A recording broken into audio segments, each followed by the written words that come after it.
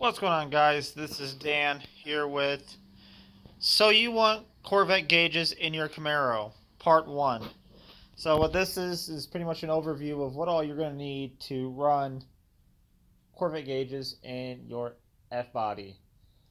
I'm going to be 100% upfront with you guys. This is not an easy swap. You will have to rewire your whole vehicle. So if you still want Corvette gauges, keep watching. So what you're going to need, and this is only part of what you need, actually. I'm going to go over everything here as we go. Um, Obviously, you need the Corvette gauges. These guys here, I modified. Cut the frame off here. So that way the F-body glass can kind of fit over it. Now, I still do have a hump over here that's open because the F-body has a round tunnel or a round steering column, and the Corvette has a square one. I have a Corvette column, but I mean, we're going to get to that later on.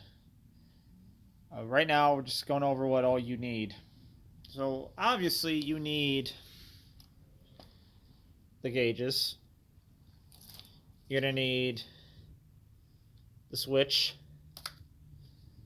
You're going to need the BCM. I have a Camaro junction box here. And I'm going to put everything inside this car here as my mock-up car. And you're going to need your remote control door lock receiver, your actual antennas,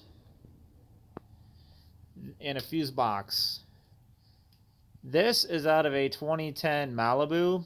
It'll still work. All the wires and shit.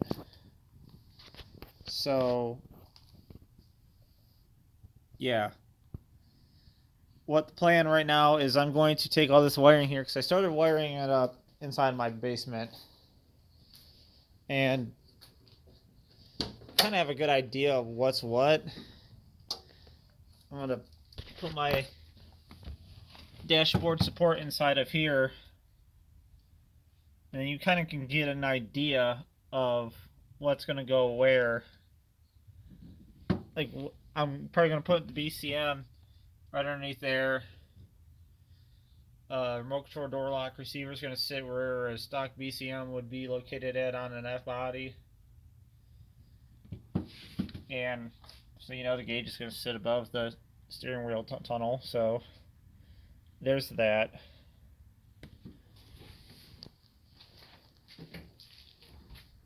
A couple other things you're going to need while I'm going over this is you're switching over to Gen 4 if you do this swap. A good PCM, if you're not wanting to go 58X, is going to be an E40. However, they only made them for a few years, so I don't know what it's been, but lately the E40 ECMs have jumped up significantly in price. I used to see them for $150 on eBay. They're $500 now. I don't know why, but whatever.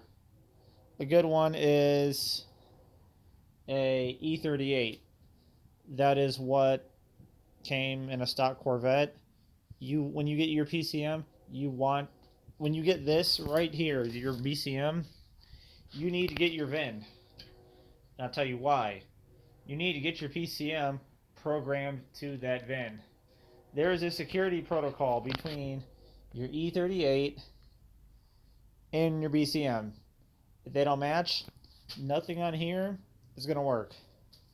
I went through that the first time where I got a Silverado BCM or a Silverado ECM, and I was thinking to myself, okay, this will be fine.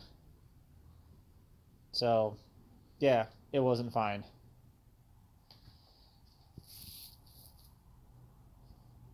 It all depends on how far you go into the swap. Obviously, you know, if you're going to go as far as I am, you have to figure out door handles. Corvette uses electric door handles. I'll address that later. So anyways, there is modules inside of the window motors. You're going to need window motors for all that to work. You're going to need a TCM. My TCM over here that I got, because I was playing around with different computers, this is a E67 out of a Envoy Denali, and this is a T42 out of a 05 Corvette. So, like I said, you're going to need to rewire the whole car. There's just no way around it.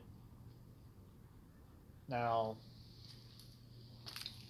there was kind of an easier way, and this is why I have an E67 as well. The E67 has CAN bus and Class 2 serial data. I took my factory Camaro gauges and hooked it up to the Class 2 serial data on the Camaro, hooked it up to that E67, and held the lighter underneath the temp gauge, and the needle on the cluster moved. So you can run a Corvette BCM, still get the push to start and everything else, and then go that way and keep your Camaro cluster. But my thing about that is, why? These gauges are far superior. They do more. They offer more options for people that want to have complete functionality. You'll have, I mean, you need, at the end of the day, you really need this, your message center there, because obviously your Camaro gauges don't have that. So yeah, there's that. Anyways, this right here obviously gets mounted underneath the hood. I'll show you where I'm going to mount this one at.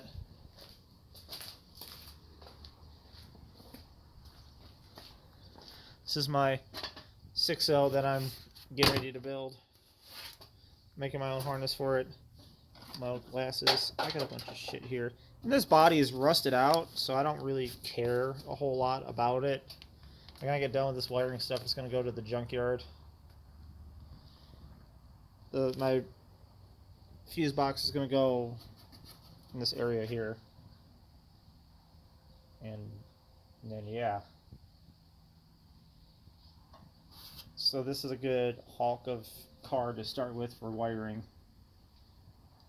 And then the plan is to transfer everything over into that girl right out there. This is a 6-liter with a 4L80E behind it. You can run a E67 inside of a Corvette because the ZR1s had them.